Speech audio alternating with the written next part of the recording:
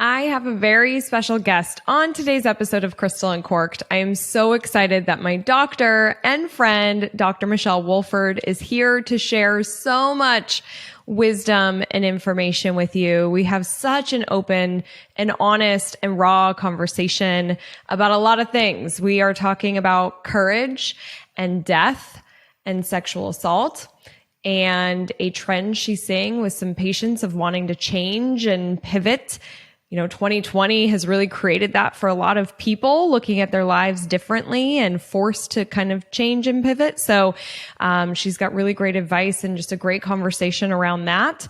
We talk about social media and developing technologies and what that is doing on children, and just kind of a conversation around kind of the negative sides of social.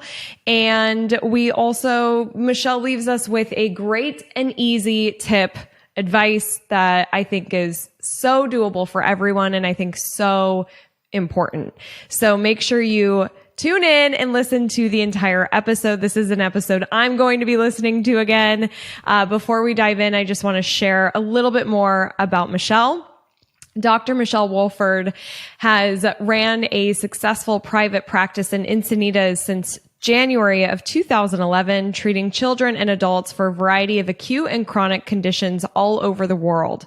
She's traveled the world collecting information for your healing experience, working with top medical doctors, shamans, gurus, and healers. She has a remarkable way of intertwining her Western medical training and knowledge with her profound Eastern medical training and knowledge of plants, energy medicine, nutrition, body movement, meditation, breathwork, and spirituality. Her life purpose is to inspire others to live their life with authenticity, integrity, and responsibility for the enrichment of their life and those around them, on purpose, with optimal health, fulfillment, love, and vitality. You can check her out at drmichellewolford.com, which of course we will link to.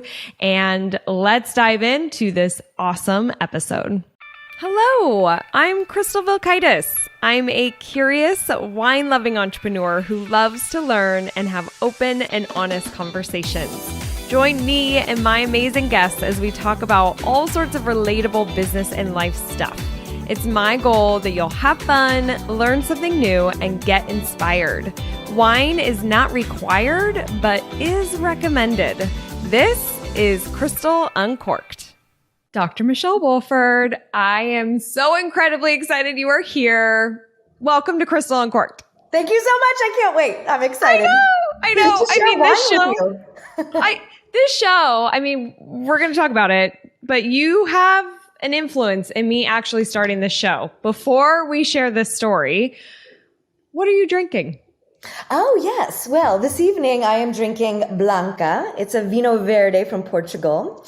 Ooh. So for people that don't know much about Vinho Verdes, it is a white wine. It is generally very crisp. And they pick the grapes when they're still immature, when they're still green. So it creates a little bit of like a sour flavor, but it's so smooth, and it doesn't have like the deep butteriness of like a Chardonnay. It doesn't have like the minerality that you always get with like a Sauvignon Blanc. But anyways, I haven't tried this one. I'm very excited. Oh my gosh. Love, love, love. Okay. I'm going to have to try that because I've never even heard of that type of wine. That's amazing. Yeah, it is amazing. Okay. I hand selected this. Okay. You sent me a good wine recommendation and I just didn't make it to the store to go get it, which I was bummed because that would have been really cool to try your wine recommendation, it was Starmont. Yep. So I'm going to link to it still on this page. I'm going to try it. It will be on a future episode, maybe when you come back, because I feel like you're going to have to come back because I feel like we have 1,000,010 things to talk about. But I did choose this wine today. So this is Burtek Family Vineyard. Have you heard of this one, Michelle? Because they have I don't know. Let me see the label. I don't think I have. Well, it might be blurry. I kind of have to like hold it here. But okay. So it's a brand new winery and they're in Encinitas. No way. Yes. So I picked it because that is where Michelle is. And I am too, kind of. I'm in Oceanside. So it's a local vineyard, super small. They do these really cute tastings. It'd be really fun if we go together sometime.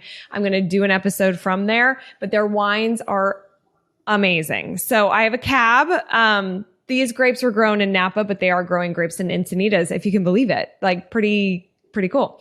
Wow. So cheers. Ah, wait, I got to pour mine first. Oh, yes. Okay, and so the Europeans, half of them are still doing corked, and then the other half have moved to caps, which is very strange, but.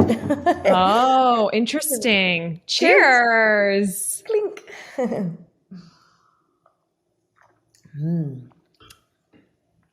Is it How good? is it? How is it?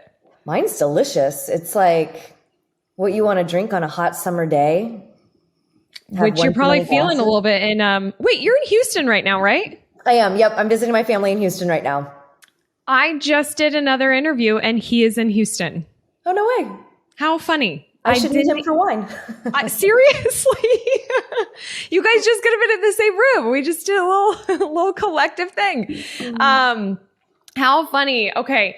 So when Michelle and I were prepping for this, actually, no, I wanted to share this story because in my very first episode of Crystal Uncorked, I talked about how it's been a few years that I've been wanting to do the show. And I then started meeting with Michelle. I've been working with her since before I turned 30. So it's been like 6 or 7 years. I'm going to be 36 in June. And I originally went to Michelle for acne. So she made me stop eating dairy, which totally helped. It was like all gone. It was amazing.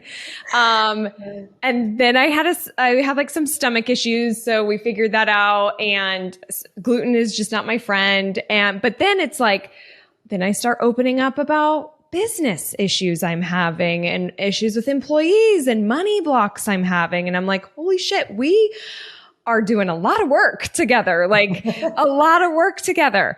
So, I started seeing Michelle again towards the end of last year in 2020, just feeling stuck with different things in life and also just some stomach issues again and energy issues. And, we were meeting in February of 2021, just a couple months ago. And I share with her Crystal Uncorked, and she loved it, was so on board. And she's like, so why aren't you doing this? It was just like, what are you waiting for? Do you need permission? Like, she was just asking me really great questions. We got to the core of it. I had a major aha, and I left there being like, the next time I have an appointment with Dr. Michelle, my show's going to be live.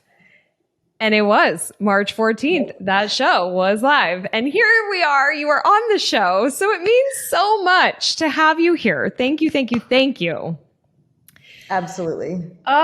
So much. Okay. So when we were prepping, there was a lot of things that came around courage. And I feel like that might be a through line today, but we're going to have this very open, fluid conversation. And one thing that I often think about with you, because I've seen it with me, results in my life, is that you get to guide people to these breakthrough moments and to create change in their life in so many different ways, which must be really fulfilling. Mm-hmm. Can you share with us a couple of examples of patients where you've helped them, like some of those more fulfilling, memorable patient stories? Yeah, absolutely. Two immediately rushed in. I do treat a lot of children. About 50% of my practice is pediatrics, and then the other half is adults. And a lot of my pediatric patients, I mean, maybe it's like behavioral issues, rashes, allergies, stomach issues, but I also do see a lot of like vaccine injury. And I would probably say those are some of my most like amazing cases, because you get kids that have all of a sudden now been put on the spectrum because they've, had a reaction to a vaccine. Maybe they stopped talking and they haven't spoken in 3 years. Maybe now there's like so much inflammation in their body because of how their genetic expression and their whole ecosystem responded to what was being introduced to it. So with a lot of inflammation, maybe they're like constantly hitting their head or banging it against a wall. I mean, I've seen all gamuts of that expression. So to be able to unwind that, inflammatory response and that negative response and kind of bring a kid back, bring them back into their body and getting them talking and laughing and loving and touching and being a kid again. I mean, it's one of the most rewarding things out there because parents feel like they got their kid back, Yeah, I can't imagine being a parent going through that. And Yeah. just that, I mean, you just want your baby to be okay, I'm sure, Yeah. right? And you'll do anything to make that happen. And I feel like, I mean, I've never been in that situation. I am not a parent. I do have some friends who have kids with special needs. And, but yeah, you will do anything. And sometimes they don't find people like you know what I mean? Like Yeah. that's what breaks my heart. But this is where platforms are great to have these conversations, to know different alternatives. So that's amazing. Yep. What is another one? You said a couple came to your head. So it was one of my first 5 patients. And, when I'm working with a patient, I'm working on the physical, the biochemical, the energetic, and it's usually a combination of all three. But sometimes it's like you can really just treat somebody with like energy-based medicine, or sometimes you really do have to get just into the physical body or, kind of try to change things biochemically. But this is one of my first 5 patients that I ever had when I opened up my brand new practice in Encinitas. Literally top 5, like one of my first 5 patients. Wow. And she came in and she had digestive issues. So she was referred to me by her yoga instructor. But when she walked into the office, she was wearing all black. She didn't even really acknowledge me, and she was knitting. And I remember being like, oh my God, like, what do I do? Like, do I call her out on it? Do I just let her do her thing? Right. But she wasn't engaging with me. And I was really kind of taken back by that. So of course I just kind of kept asking questions and trying to hold like a really safe space for her. And, she just wasn't into understanding. Like we talked about physically what needed to change from a dietary perspective and what herbs I wanted to give her and why to kind of help what was going on digestively. But when I had brought up that oftentimes when people have digestive issues, it's because they're having a hard time like digesting the outside world. So not just physically, right? Like the food, but maybe emotionally. And man, she just was not having it. But what came up in this is that she lost her partner, her husband, I think it was like 12 years ago. Maybe it was 10, but I think it was about 12 years ago. And she was still going to grief groups. And I was like, okay, this is a problem. Like missing somebody, okay, but still in the grieving phase, like 12 years later, not okay. So, and it was interesting. I started to notice this pattern. She was going to a different grief group every 3 months. She would change groups. And because it was like she was addicted to needing to tell that story and to be in that emotional experience. She would go 3 days a week, and there was this patterns of 3s. So I gave her a homeopathic remedy called Ignatia. And it's good for people that get stuck in grief who really need to move past that, right? You don't want to like take somebody out of their natural like evolution of like emotional like experience, but she was past that. So I gave her Ignatia, and I said, I want you to take 3 pellets 3 times a day for 3 weeks and come back.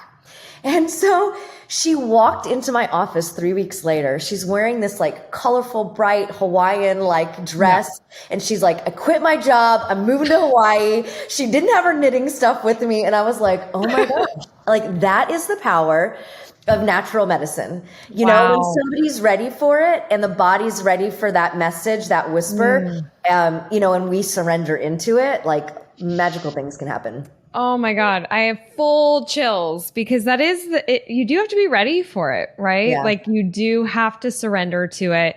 That being one of your first 5 patients of this woman in black knitting, I mean, must have been like, what am I getting myself into? Like what's happening? Oh my God. It's so awesome. I mean, that's what really keeps me going is like watching people transform, right in front of you. Seriously, I feel like you must see so many transformations. I feel like I've gone through so many transformations with you. So cool. Thank you for sharing those stories. Yeah. Okay. So we, as we were like briefly talking before the show, we were talking about some of our topics and such, and we were talking about death. And I feel like this is kind of a perfect time to talk about it because this patient was grieving for 12 years, hanging on to her partner. And I have to be so honest. We also talk a lot about astrology. I love astrology. You're super into it. I'm a newbie, but I have a loaded 8th house. So I have an 8th house is death and also like money from other people, like other ways of making money, not your own income. And so it talks about how I will experience death on a really deep level. And I'm really nervous about that because I haven't really experienced death in my life. My dog Bruiser died, which I also worked with you on because that was really hard for me. And you gave me some support during that time. Dustin talked about losing his parents on episode 3. And so it's something that I don't feel like it's not talked about much in my life because I don't have much of it, but let's go there. Let's talk about, I'm really going to put this a little bit open-ended on to you, volleying to you of, as we were prepping for this, we were talking about from a COVID perspective, we saw a lot of death. There was a lot of death in a lot of different areas. I want you to just kind of elaborate on that and let's have a conversation about that. Yeah, absolutely. You know, I've traveled all over the world. Like I love people. I love cultures. I love learning. I love traditions. And I find that more so in American culture, and then I'll expand that into Western culture, which bleeds into more of the European realm, we just don't talk about death the way a lot of other nations talk about it. And I feel because we don't have those open conversations, it's very feared. And I don't know if it's maybe a lack of faith in something. You know, I'm not here to tell people what they are to believe in, but maybe it's, you know, not believing in a greater purpose of life. Even let's just keep it that simple. And so we become very attached to this present day existence. And we hold on tight. And so the thought of death just becomes very scary. The unknown becomes very scary. And in that, you know, to your point, what you said, it's not just about a physical death, like somebody truly dying and leaving their human body, but, you know, the loss of a job is a death. The loss of your innocence is a death. The loss of an animal, a friend, you know, even like a relationship, you know, breaking up. Like, I mean, there's so many different types of deaths that are out there. Like a loss of your identity is a death. Right. And so I don't know that we're like super equipped. We don't talk about it a lot as a culture, you know what I mean? And it's like we don't praise the cycles and the ebb and flow of life. It's like we really just shine a light or a spotlight on, you know, the peak and the pinnacle of success. And we don't really look at the whole like evolutionary path. And because of that, I think death is really hard for people to comprehend and to navigate. Right. Yeah. So what do you do? Like, you know, what do you do? Totally. Well, so I lost my father 10 years ago, on May 14th. So I'm in Houston visiting my family for Mother's Day and, to celebrate, you know, his life and his legacy. And, you know, like when a patient comes in, obviously holding the space and talking is super powerful. There are plant-based medicines, like herbal remedies that can support just keeping the body in rhythm so that the nervous system doesn't go into a place of shock or too far out of balance. So it's not about somebody not experiencing their emotions. It's about keeping them grounded so that they can really authentically have that experience and that cathartic release. And then energetically, you know, there's a lot that you can do with like flower essences. I mean, there's mantras, meditations. I mean, the list goes on. So, I mean, that's definitely how I support my patients or even my friends. You know, let's say you're not in to see me as a patient. You know, in the moment for me, when my father had died, I really dove deeper into my spiritual being. I think I've always been a spiritual person, but I needed to find, I don't know. It's like I needed to be energetically connected to him, even though he wasn't physically here, so that I could, not like cognitively make sense of it, but just really like feel how I was going to move through this somewhat alone, because my mom's experience is different than mine. My brother's is different than mine. You know, anybody who's experienced a death, like your own story is so uniquely your own, and how it impacts your life is so uniquely your own that, you know, quite honestly, I think it's about diving deep into your heart, having a deep sense of self, having a deep sense of purpose, and knowing thyself is what makes people unstoppable and unshakable. And so whether it's a physical death or whether it's a loss of a job, you know, a loss of a relationship, or, you know, whatever it may be, a loss of freedoms, whatever it may be, like understanding who you are, what you want, what you believe in, where you come from, and aligning with your truth, I think is what makes people resilient to those types of experiences. Yeah. No kidding. And Yeah. I have to imagine it's obviously a process. Like it definitely takes time. That does not happen overnight, but you have some support to really work through it. I remember with you talking energetically to connect with your dad, Dustin always talked about how he just felt kind of like he was an orphan, even though he was an adult. Now both of his Right. parents have died and he felt really alone in that aspect. I don't think he's done much of the energetic work that he could do to feel less of that. But I mean, I could see where that could be really helpful. What is your dad's name? My dad's name is Steve.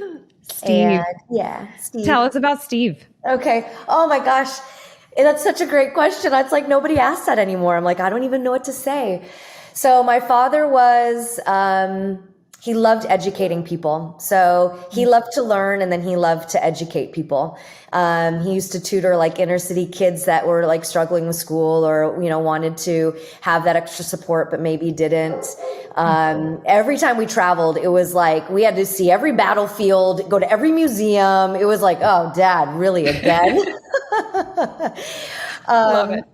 He was an avid tennis player. I come from a big tennis family. So that was kind of our family activity.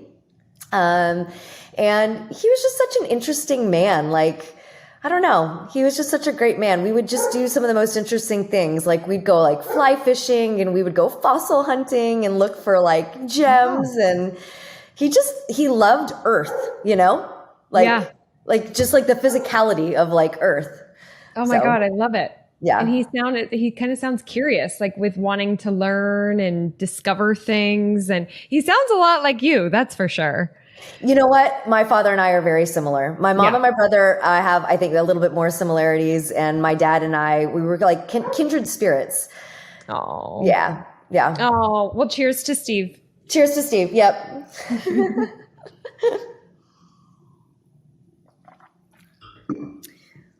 Okay, I love it. So I want to shift gears a little bit and talk about, because something that I love talking about that I'm finding that I like to talk, I think that there might be something to this in my future about confidence and courage, but I'm figuring it out. I'm just letting the show go and see what happens. But I have a lot of interest in courage and confidence and how people can find that. And I want to know from you, when is a time where you really needed to be a little more courageous than normal?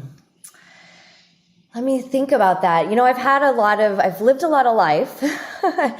It seems like, and maybe that's part of being like a doctor, healer, like advisor, is I've had a lot of, different life experiences. I would probably say a time in which took a lot of courage, and you wouldn't think that it would, it was probably about 2 years ago now. I was sexually violated. I went in to go get like a massage, like healing session, completely passed out on the table, and not to be vulgar on your show, but woke up to the man's fingers in my vagina. And I was kind of like in this like state of shock. I felt like it was a safe space. Like I felt like I could relax. It is somebody that I had seen before.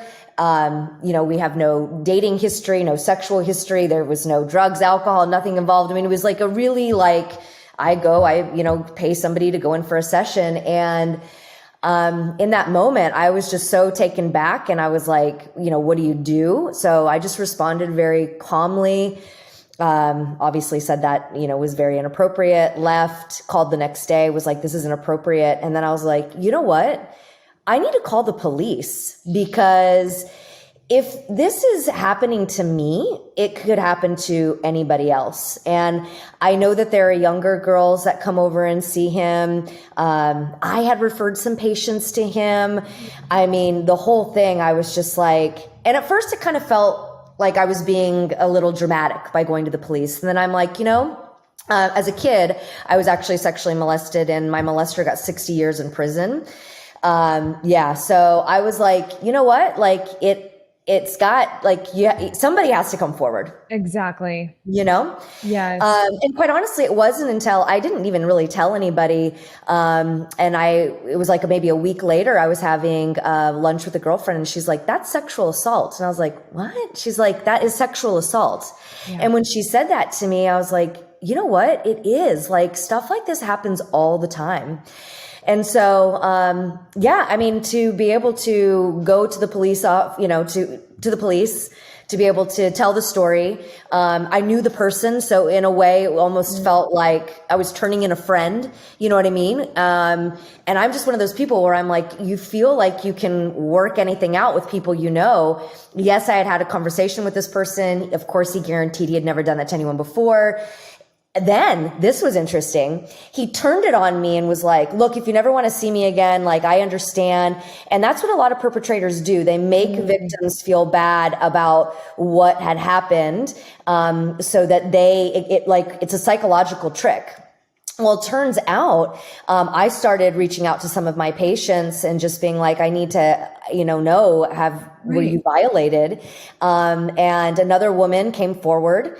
And so she went to the police as well. And, yeah, I mean, the story goes from there, but I would say that was a really challenging thing. You wouldn't think it would be challenging, but because it wasn't some heinous, like I got beat up in an alley crime. It's like, I think too often we just let those things slide because I don't know, we feel like we can handle it or it feels like a lot to go turn somebody in. But the problem is that I don't think enough people are turning people in for things like this.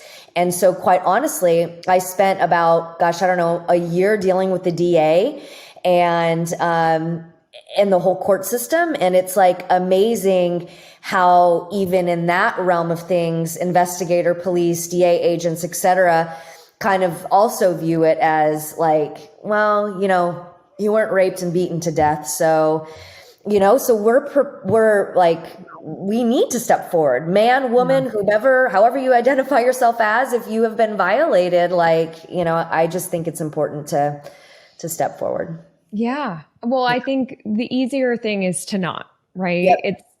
And you don't, I'm sure, I've never been in that situation, but I'm sure you don't want to relive it. And probably if you do step forward, you have to relive it a lot because you have to go through details and it's a battle. It sounds like it was a battle if you're dealing with the DA for a year. I mean, that's crazy, but it's not okay.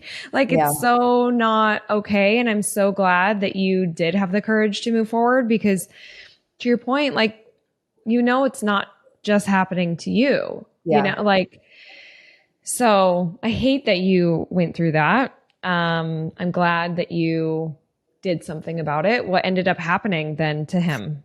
So that was really, really interesting and extremely disheartening. So what the detective told me was these are really hard cases to prosecute. And so he's like, it is the state of California versus this individual. And, it's so funny because I had to do a wired call. I had to like read all these scripts. This guy confessed to it on a wired call. He confessed to it, in so many ways. I shouldn't even be giving these kind of tips out right now, but it's like he had confessed to it in so many ways. And the DA was like, oh yeah, this is a hole in one. And then when another victim came forward, he was like, yeah, this is definitely a hole in one. And then it just got dropped. And I was like, why? And they basically had said that the system was very overloaded and they needed more victims to come forward. I asked how they end up finding more victims and they say, we don't look for them. They have to come to us. And, unfortunately, sometimes the law can be really great, but sometimes it can't. And I don't share this to discourage any women. Because of course what I'm saying is very discouraging, but the truth of the matter is, I think if more people do come forward, then it will be taken more seriously. But basically they felt that they had more heinous crimes that were easier to nail people and to move forward. Insane. It is insane. Yeah. And so it's like, where I know that I have the tools to take care of me, like I know I'm going to be okay. But there are a lot of people that won't be emotionally stable after that situation, or maybe sexually feel different or not trust people. Or, Right. I think about like the 16-year-old girl that lives across the street from him that hangs out with him. You know what I mean? And I'm like, parents are never home. You got a 16-year-old girl that just wants a little bit of love and attention, and she's hanging out with an older gentleman who, clearly has no problem like taking advantage of people. Right. So, Right. that's what makes me, I think, more concerned. Yeah. So It's the case the is still ripple. open. The case is still open. They just need more victims to come forward. Wow. Yeah. Well, that does show you, I like that you said not to discourage anybody, but really, I mean, you have to be courageous. You do have to step up. It can help in maybe situations where you don't even know that there's already a case for this, like you might not even know and you're supporting it. But thanks for sharing that, Michelle. Yeah, absolutely. Absolutely. I think it's really important for people to, honor yourself, honor your body, and, stand up for your worth and your value. And, a violation is a violation. Yep. No kidding. Yeah. Oh my goodness. One thing that I think COVID has done for people, and I really think this because of what you have said to me in one of our appointments, was people are asking themselves like what they want. Like, who am I and what do I want out of my life? Like, we all got flipped upside down. The whole world did. And so we're just asking different questions and looking in, I think. And that's something that I experienced you said one of my most favorite things, and I'll probably do an episode around this. I feel like I want to write a book around it or based on it. But I've done social media for so many years, and it's kind of like just who I am. And I've been wanting to not just be social media. And you're very great with analogies. And you were like, yeah, it's like you've been wearing the same dress for 12 years and you want to wear a new fucking dress. And I'm like, yes, yes, I want a new fucking dress.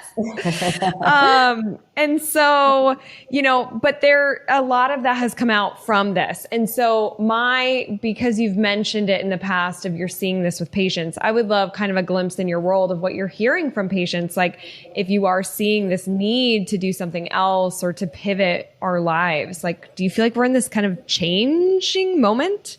Absolutely. I mean, so the way I look at the world is very similar to the human body. It's on layers. So there's that like etheric, a non-tangible, energetic space, which can go for miles and miles. And then you start to move into the mental and then the emotional and then the, biochemical. Like the earth is physically going through a biochemical change. We have laid so much concrete on this earth that it is looking for a breath. So you will see over the next 6 to 7 years, more volcanoes, more hurricanes, more tornadoes, more tsunamis, because literally the earth is searching for an inhale and an exhale without all of the armor or concrete. Just like, it's like wearing a freaking corset. The earth is like, I can't breathe. Right. And then, physically. So I look at Earth the way I look at humans, and I think that we are trailing next to each other on similar cycles. And I don't know, for me, I felt like I saw it coming. I didn't know it was going to be a pandemic. I didn't know how it was going to happen, but I could just feel that people were starting to get itchy in their life, even if they didn't realize it. And I could see it in the earth. You could see like, our coral reefs are dying and our forests are being deforested. And like everything has been asking for a break. Humans have been asking for a break. All they feel like they do is work. The earth is asking for a break because all we do is overwork it. And, it's in a way, it truly is a blessing in disguise. And that isn't to sound unsensitive to anybody who may have lost somebody during this time or lost their job or so forth. But the truth of the matter is, I've experienced a lot of different types of traumas in my life. And one thing I've learned through every trauma is that it's an opportunity for greater growth. And in that greater growth, you learn more of who you are. You learn more of what your passion is, your purpose, and your place here on earth, and what you like and what you're attracted to, and where you're misaligned versus where you're actually aligned. And I really felt like this gave the globe a reset. Like it really gave us an opportunity to dive deep within. Unfortunately, a lot of people didn't like what they saw when they dove deep within. And that's okay. But it's an opportunity, like, it's somebody flashes a mirror in your face. If you don't like what you see, you can't just put the mirror down and walk away. Like that image will even stick with you. Like it's an opportunity to say, okay, how can I shapeshift? How can I pivot? How can I change? How can I transform? How am I thinking that's no longer serving me? And how can I think differently where I can really live the life that I want to live? You know what I mean? Like even with Crystal Uncorked, it's like, doesn't mean you have to give up everything else. It just means that you're wanting to evolve into a greater version of what you've already created.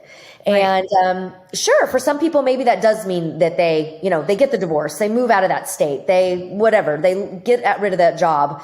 But oftentimes, maybe it's like an opening, into a greater expansive space that includes what is already serving you. Right.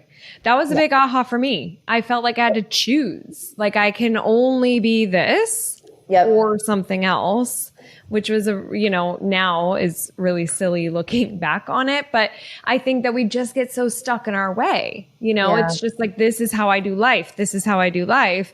And we're so in, it's like this close where we don't have that time to really reflect and look at the bigger picture. And I feel like that's what COVID kind of helped people do because they had more time and also, dynamics changed. Kids are at home. Everybody's at home. Like the world shut down. So you're forced to just ask different questions. But I think, I'm somebody who loves change. I thrive off of change. So it was very exciting to see some of that. And I feel like there's a lot of innovation that comes out of that. And I just hope that people do stay true to them. Like any advice or, I'm sure you have a million things that you could share and it so depends on like who you're talking to, but any kind of advice to help people really be courageous in sticking to who they are and what their heart wants. So there's two pieces to this. I'm going to talk about people with kids and then people without kids. And the answer is actually the same. There's a caveat to the kid thing. You've got to know who you are. Mm-hmm. And so if you don't know who you are, then start reading, start trying new things. Like you got to get yourself out there. I don't care if you're an introvert or you're an extrovert or you hate reading, today there's no excuse. You can listen to podcasts there. Everything's on Audible. You can read, you can work anywhere you want in the world for the most part. I mean, the excuses that people come up with, like, you just got to get rid of them. You got to be brave. You got to be bold and you just got to go for it. And the truth of the matter is that it takes an element of trust. And if you are aligning with your higher purpose, let me back up. If you are approaching life, I have this thing, it's called AIR, authenticity, integrity, and responsibility for the enrichment of your life and mine. If you are living in authenticity, with integrity, with responsibility for your life and mine, and I'm taking responsibility for my actions, my thoughts, my words, then life will always support you. It just will. I mean, I've lived on food stamps and I've flown in private jets. I mean, I have lived the extremes and I've had no money and I've had tons of money. And it's like, and that's just like a money example, but it's like life will always take care of you. And so even when if you're making bold decisions and you're just like, oh my God, what am I doing? What am I doing? What am I doing? You're just getting further and further away from your comfort zone, which is where the magic happens. That's where the unknown comes in. And that's where you can't manipulate and control. And the universe, a greater power, serendipity, flow, whatever you want to call it, kind of starts to step in. So if people can know who they are, and if you don't know who you are, start exploring things to know who you are. And if you can have a little faith and trust, and then if you can just believe in yourself and love yourself, like the world is your freaking oyster. You can do anything. You can go anywhere. I don't know what else to say. You're like, I mean, but amen, girl. No, that's like, I love air because you need air to live. Right. Yes. And you need exactly what I love it, love it, love it. Yeah. I feel like I was more trusting in my 20s. And also there's an element of being naive. I think, you're just kind of like, I'm young and I don't know any better. And so I'm going for it because I feel like I really would follow my heart and do so much more when I was in my 20s and now 30s. I'm like, I spent a lot of time thinking about stuff. And like, for example, I am so pulled to live in New York City. And we talked about astrocartography in our last. So that night I went on and did this whole astrocartography for Dustin and I. And New York City is a magical place for both of us. And I've always been drawn there. I'm alive when I am in the city. And so now I'm on Zillow every morning looking at properties. And we did buy a house in Colorado. We're supposed to move to Colorado in February. And I'm like, my family's going to kill me if I'm like, oh, we're going to rent it out and go to New York. But we'll see. I now hold you accountable to this. I know. But like, it's really, I can't explain it. But then there's so much doubt. There's like, there's just I feel like when you get older, so many more things come into your land. And you were going to talk about kids. Actually, I want you to go back to that because that's a piece of this too, of like being able to follow your heart and really go after it. What was the side from a kid perspective? So I will get to the kids, but it's interesting. Okay. I think the reason it's harder the older people get is one, we're more established. Two, we have more expectations of who we are and where we're supposed to be. And so to uproot your life when you're in your 30s, 40s, 50s, I would probably say in that time frame, because you're expected to be established and successful and have reached certain milestones and markers. There's a lot of like the ego really has to die. There's a lot of fear in letting things go and rebuilding and recreating. So yes, it can be harder to unwind, but two, I think it's that expectation of who I am, where I'm supposed to be, and how established I'm supposed to be. But again, I think if people can get over that and just be like, if this is my life, like, and this is all I've got, and nobody else freaking matters, like, what would I go for? Go for that. That's what we should be going for. Yeah. And then, okay, so then the kid thing, so we don't forget is, so often I hear parents say, I can't do that. I've got kids. And I just want to be like, bull fucking shit. Because kids, one, are so malleable. They're so adaptable. And two, yes, they get to an age where they start to give you a little bit of attitude. But the reason that actually this is like a psychological like phenomenon, the reason that kids around the age 12, 14 start to like get this attitude and want to distance themselves from the family, it's actually genetically programmed in us because it's about widening the gene pool and repopulating the earth. So you're not special. Like, every kid is like that. And that's okay. And that's a good thing. But if you start to like keep the family unit strong, like the more roots somebody has, the greater wings that they can have. So if in a household, we've gotten so far away from like the family unit sitting down and having a meal together. And even if everyone's sitting around the table, they're usually on their phones doing their own thing. So if families could take 10 minutes in the morning, 10 minutes at night, and either sit together in silence, meditate, like everybody do a group share about their day. I know that can sound a little too woo-woo and kumbaya, but the problem is we have completely left truly connecting in with people from our hearts. We're all up in our heads, or we're working from our root chakra, those kind of lower vibrational energies that when out of balance is all about survival. And so it's not about connecting in community. I mean, in balance, it's about connection and community, but out of balance, it's like, I got to finish this paper. I got to set off this email. I got to call this person. I got to have the best outfit. I got to get the new car. And so I think families who like poo-poo the idea because they have a newborn baby or they've got teenagers or whatever, I'm just like, no. That's an even better reason to do it, because you've got a group of little people that you're trying to instill greatness in so that they can be a successful contributing member of society. Like, you want to instill this connectivity in them and this groundedness so that they too have a deeper sense of self, so that when they spread their wings in the world, they have more direction, they have more purpose, and they can be more impactful that way. Yes. Oh my God. I love it. I love that so much. I'm not a mom and I don't plan to be. But I have always thought about when I hear that too. Thankfully, my friends are pretty open with their kids. I will say this so makes me think of my friend Heather, which I want to give a shout out because I know she listens to the show. Heather, I love you. She has 4 kids and 4, and she's my age.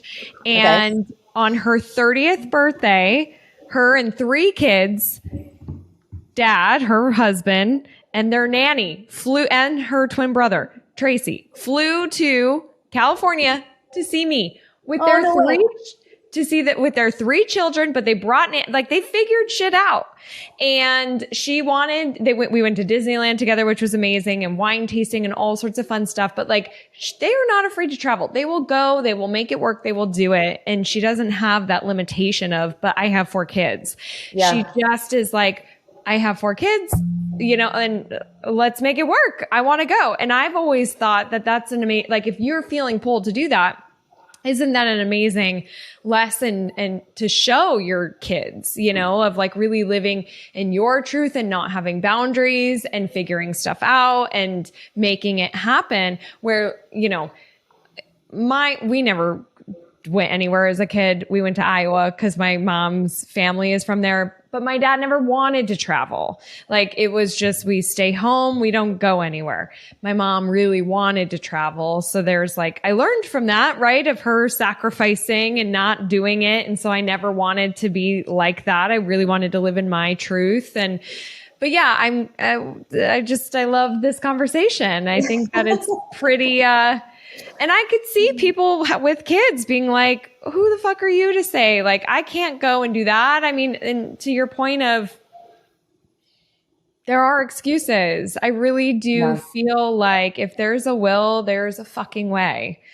And a lot of parents don't give their kids responsibilities. I mean, when I was growing up, we had chores, and it wasn't just empty your trash can. It was we were learning how to do our own laundry. We were responsible sometimes for grocery shopping. We were responsible for, making meals. I mean, everybody was on rotation so that we could be a part of the family unit. It wasn't about mom and dad providing, everything for us. Yes, they were financially providing for us and, and providing in other ways, maybe emotionally or driving us to sports or whatever it may have been. Right. But wherever we could be a contributing member of the family unit, you better believe that we had to contribute. And if we didn't, then we didn't get some of the privileges like hanging out with our friends, being able to buy an outfit for school or whatever it may have been. Yeah. I love that, being a contributing member. Yeah. I wonder, and again, I can't really talk. I don't have kids, but I have a lot of fears about social media. It does a lot of good, but it also does a lot of bad. And I've talked to you about this. This is kind of a conflict that I have. Because especially from a kid perspective, there's a lot that it can go wrong. But to your point of people are at the dinner table and everybody's on their phone, and that's just kind of the norm now because it's easier, right? Yeah. It's easier for everybody to just be on their phone. It's also addictive.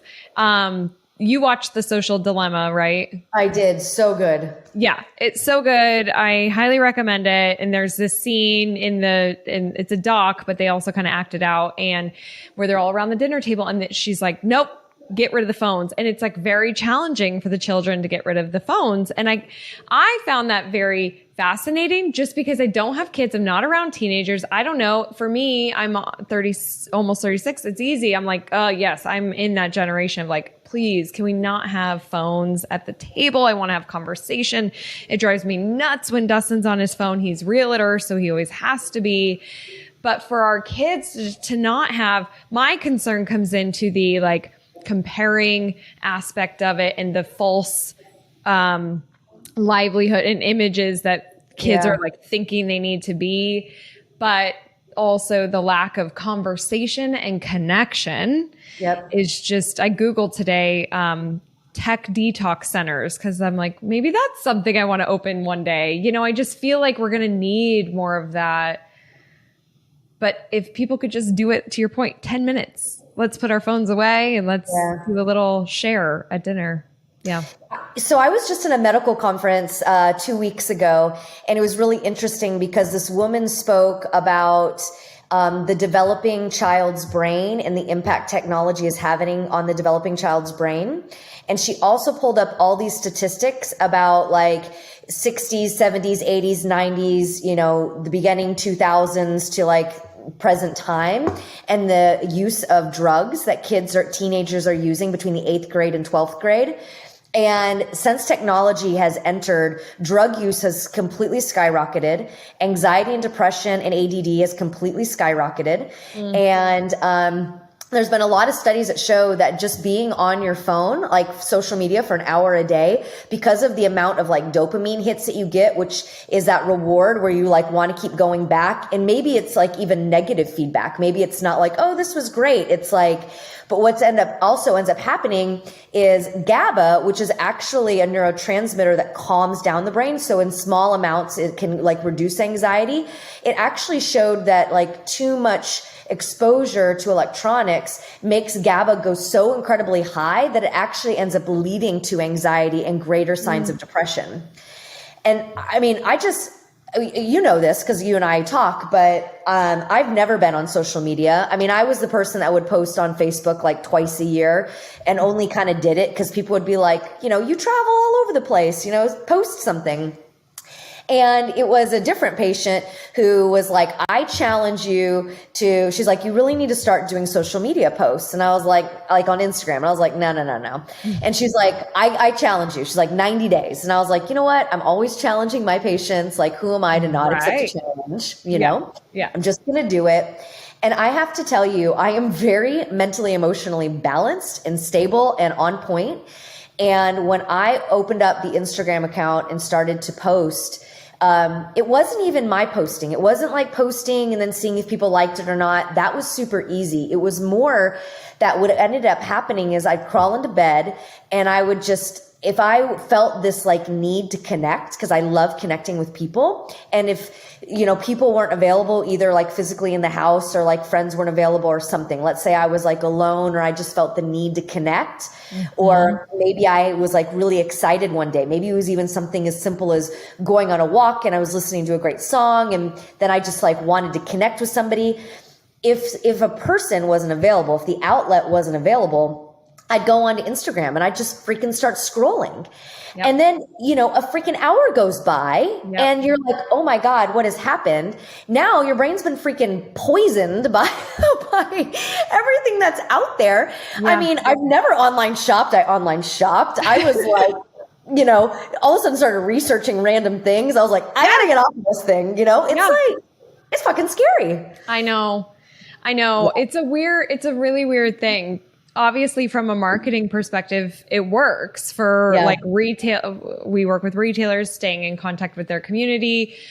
So many brands use it to market. Some do sketchy stuff and some are great. But from just a user perspective, it is incredibly easy for an hour to go by. For me, it's TikTok. And here's what's hard is that I learn a lot too. Like on TikTok, it's kind of like the short YouTube. So you get really quick YouTube videos and I learn a lot.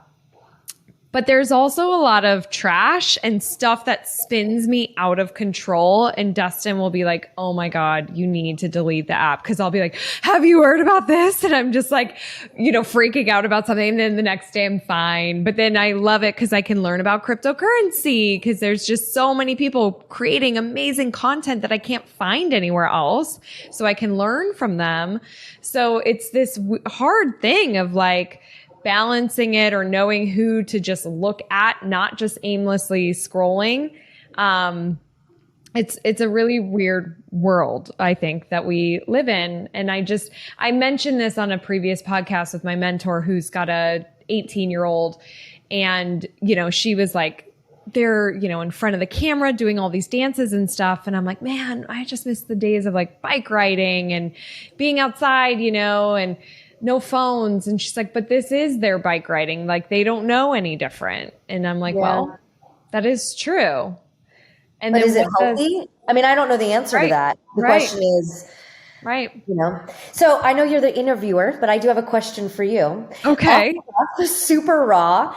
If you were to create your own social media platform, something like an Instagram, or I'm not familiar with TikTok, but like a TikTok or something where you feel like maybe there's an educational piece, a fun piece, a marketing piece, like, I don't know, like, have you had any thoughts about like what you would create? Yeah, I have. And I texted my friend Vi, who also does my website, and I'm like, how expensive would this be? He's like, it'd be really expensive. But I don't know. What I see today value in is groups, like communities of similar interests. And so, like, to my point about being on TikTok for crypto, but then other stuff comes through that is not healthy, or it's just pure entertaining. It's not educational. And so, I think that there just needs to be something that I also would love to see what a platform looked like without an algorithm. And I feel like people will think I'm ridiculous for saying that. And I might even feel like that. But if I watch this, months from now or whatever, but algorithms they control what we see. And so if there were no notifications, if there were no algorithms to where it wasn't addictive and controlling, what you're going to have developers say is, well, then you don't have a business idea, right? Like, how are you going to get people to come back? The whole thing is it's got to be sticky. People have to constantly come back. But I do feel like if you knew that, that's what's hard right now is like, what's the truth online? Right. Like, what is real? I don't know what to believe, and anybody can be a content creator right now. So, yep. And nobody looks at credentials anymore, which is so fascinating to me. Like, even in my world of like medicine, it's like people are like, take this, and I'll have a patient call me and they're like, yeah, I took this. I saw it on Instagram. And I'm like, that will destroy you. Like, you shouldn't be taking that. Exactly. So, oh my gosh. They believe nobody, but believe everybody. It's like, yeah. Yep. Well, I am a researcher. Just 2 days ago, somebody on TikTok, he's a nurse, and he's like on all these wires for COVID, and it really fucked him up. And so I'll go in this state of like, I'm healthy, I'm fine, to like, oh dear, I'm terrified about COVID, like all these things because I'm consuming all this content. So I decide to research him more, and I go and I look back at all of his TikToks. It's like, who the hell has time for this? But I just did it. I'm very curious. He has several pre-existing conditions that are pretty serious. And so now he's dealing with that, which really sucks. And it probably wouldn't have happened without COVID. But it's like, for the average person who is healthy like me, who has no I keep saying that, existing conditions. Yeah. But it's creating fear. And how many people are watching that being like, fuck, I could be hooked up to all these wires if I get COVID. Yeah. No, I mean, he's got serious issues, but he doesn't say it in his video. So anyways, my whole point is like, there's a lot of fear, there's a lot of misinformation, and that really worries me. So, back to your question of a platform, there's a lot to work out there. I really do wish that it could just be a place that almost like matches us, like, eHarmony or Match.com or something, but matches people to have conversations and to connect and build friendships online that might even move into like in-person relationships, like something that there's community. I think people really are looking for community. And like you said, you're going to bed, you want connection. Yep. I think a lot of people feel that way. So, are you familiar with Clubhouse? I am. Okay. A friend invited me into it. I haven't really explored it, but it appears off first glance that it may be something similar to what you're suggesting. In a way that can be, because you can join different groups, like different kind of interests. They're more like groups right now. But it's the thing where it's different is that's like live. You've got to show up and attend to be a part of it. And I think that's hard for people. And it's audio based, where I feel like people do audio for sure is our future. But I think from a like connection standpoint, we also want to see pictures and like have little side conversations. And you can't do that on the app today. But could they move into that? Totally. For sure. Yeah. Well, I mean, it'd be nice to like even do video like this, you know, like it's just nice to, I don't know. My mom used to always say, when you can look somebody in the whites of their eyes, like you actually can, you know, feel their soul. And there's something about that. And there's something about being able to see somebody, not just like hear them, although you can get a lot of feeling off of hearing somebody, but seeing them and feeling like their essence and who they are and are they truthful? And, you know, I don't know. There's, I think, value to that. I completely agree. Yeah. So we'll see. Maybe we build an app, Michelle. Okay, that would let's be do pretty it. cool. Yeah, let's do it. Okay, so I sent you a question ahead of time of what podcasts are you listening to, but you're not a big podcast person, but I also said book. And then the book that you said, which I love. So what's one of your favorite books or your most recommended book? Okay, one of my favorite books is by Dr. Joe Dispenza, and it's Breaking the Habit of Being Yourself. I just love him as a human, and I love what he's here to provide the world. And I've been to several of his advanced retreats. But that book, it found me. Like I was heading to Hawaii, I don't know, 7 years ago-ish. And I walked into a store in Encinitas and I saw the title and I was like, I don't even know what this book's about. I'm going to buy it. Like, who doesn't want to break the habit of being yourself? Right. I love me. I love my life. I love what I've created. But if I can create more greatness, that means to a certain degree, I have to change my personality to change my personal reality. And I don't know. I picked up the book and I felt like this man and I were speaking the same language, downloading the same information from the quantum field. And I was just like, I don't know who this guy is, but I resonate with you. And it is my most recommended book to patients, to friends, to family members. I highly encourage it. I think it is on Audible now. And I would just look into his work. I mean, we originally started this conversation about how can people be resilient, whether it's death, whether it's trauma, whether it's, you know, moving into a different sense of self, or, you know, we're stirring things up, you know, with COVID, who do we want to be? And he really facilitates a space where you can dive deeper into you and get clear about who you want to be. But then you have to be willing to break some of the habits of being you. You have to be willing to let go of your identity and parts of your reality. But that's okay, because you get to create what it is you truly want to align with. Right. Yeah. You recommended that book to me and I read it, but I stopped at like page 260 or something because I thought you were going to say 2. I read the first page. Just the one, and then that's it. No, I love the beginning. I remember like going out to breakfast with Dustin. I'm like, oh, and then I love to just like share anything that I'm learning, but I stopped reading. And then about 6 months ago, a ladies mastermind group that I'm in, I was sharing stuff and one of the ladies was like, have you read Dr. Joe Dispenza's Breaking the Habit of Being You? Or I always mess up the title. What is it? Breaking the Habit of Being Yourself. And I'm like, oh my God, I have the book. So I started reading it again just a couple weeks ago. It's on my bedside table. So I need to go. It truly, anybody listening to this, it's a pretty amazing book. Dr. Joe Dispenza, I've watched a lot of his Instagram videos because he's got those bite-sized stuff that just kind of helps you understand it quick too. But it's pretty amazing. You said, I wanted to say it again. What was it?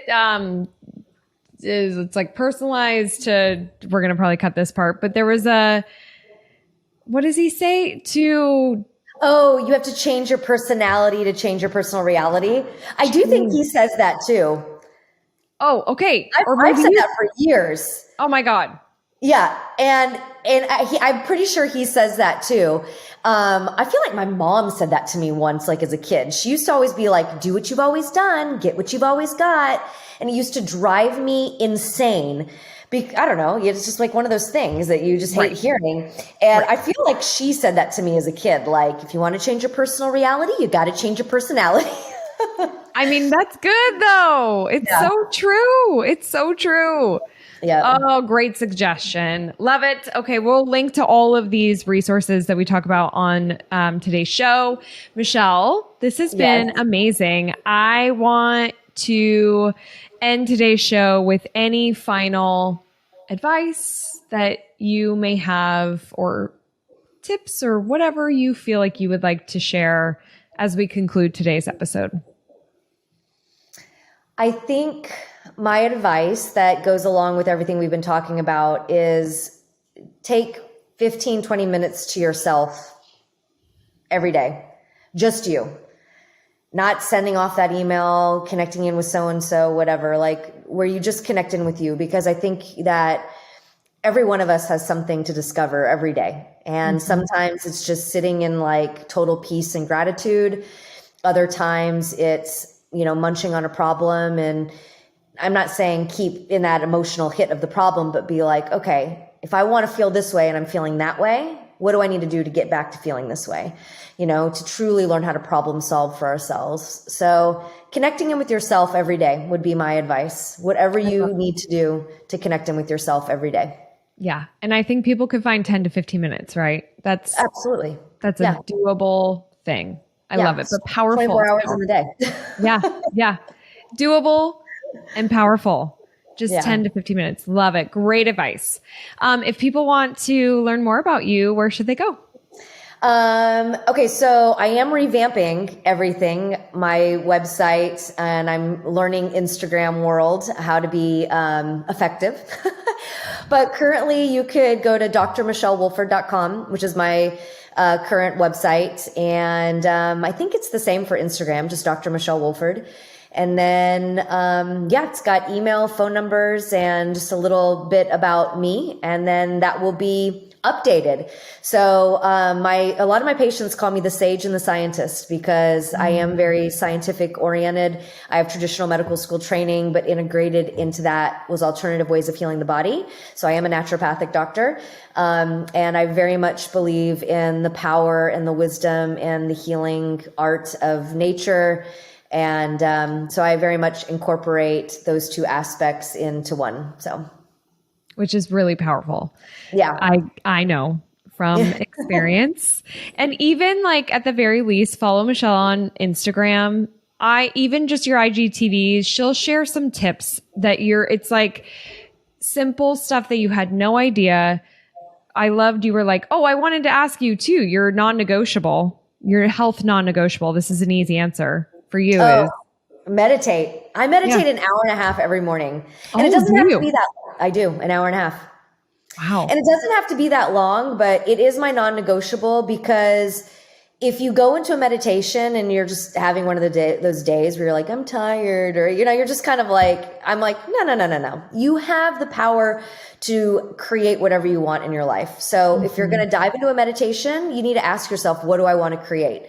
And it's a great way to catch yourself in those bad moods, bad energy, bad moments, and really be like, no, I'm powerful. I am so freaking powerful. And so are you. So that is my non-negotiable. That and castor oil packs. Which I do every night. Because of you.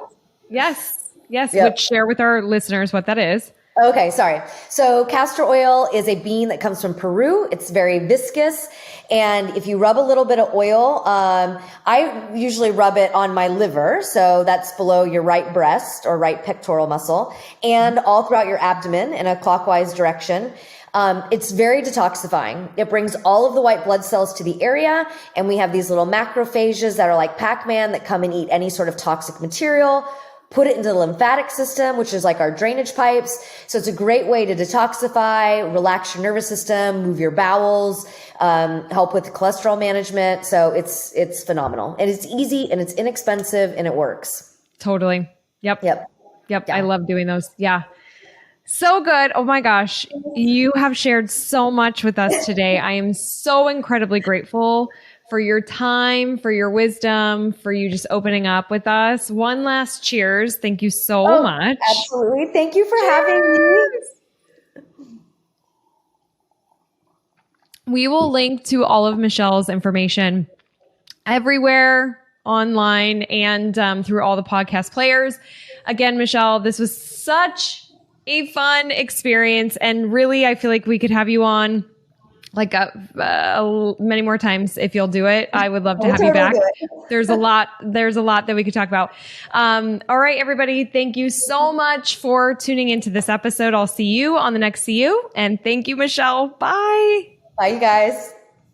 Thank you so much for listening. Are you on Instagram? I'd love to see pictures of you listening to the show, a screenshot of your favorite episode, and or your favorite wines. Share them with me. Just follow and tag @Crystal Uncorked. I can't wait to see you there. All right, I'll see you on the next See You.